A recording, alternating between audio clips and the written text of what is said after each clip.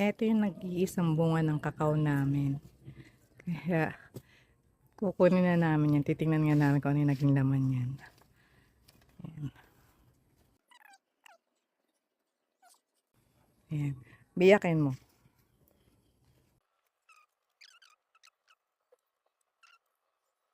Ayan. Ayun yung laman. Oh. Tayo na rin, ano. Tikman mo. Sige. Okay,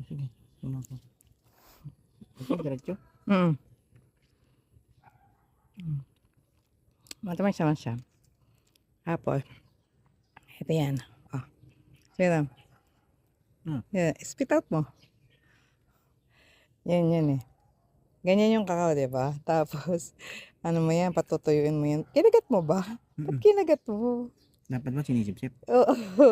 Anyway, lasa siyang popoy.